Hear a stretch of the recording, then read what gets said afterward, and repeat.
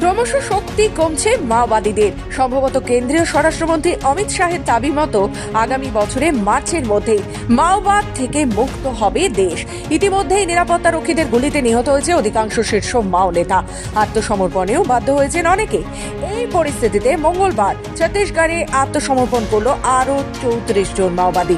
তাদের মধ্যে 26 জন নিষিদ্ধ সংগঠনের শীর্ষ স্তরের নেতা।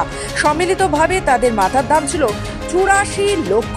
পুলিশ সূত্রে খবর, আত্মসমর্পণকারী মাওবাদীদের মধ্যে 7 জন মহিলা। এদের অস্ত্র শস্ত্র সমেত মাওবাদীদের দলটি সিআরপিএফ জওয়ানদের সামনে আত্মসমর্পণ করে।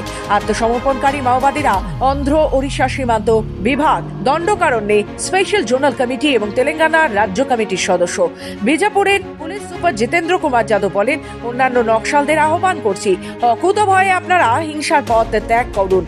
সরকারের যে নীতিগুলো রয়েছে সেগুলো আপনাদের একটি নিরাপদ এবং সম্মানজনক ভবিষ্যৎ নিশ্চিত করবে। উল্লেখ্য, 2026 সালে মার্চ মাসের মধ্যে দেশ থেকে মাওবাদকে পুরোপুরি নির্মূল করা হবে বলে জানিয়ে দিয়েছেন স্বরাষ্ট্রমন্ত্রী অমিত শাহ। সেই লক্ষ্যে জোর কদমে শুরু হয়েছে কাজ। স্পষ্ট ভাষায় শাহ জানিয়েছেন, যারা হিংসা ত্যাগ করে মূল স্রোতে ফিরছেন তাদের স্বাগত জানায়, কিন্তু যারা এখনো বন্দুক চালিয়ে যাবে তাদের নিরাপত্তা বাহিনীর মারণ শক্তির মুখোমুখি হতে হবে। ব্যুরো রিপোর্ট, খবর বাংলা।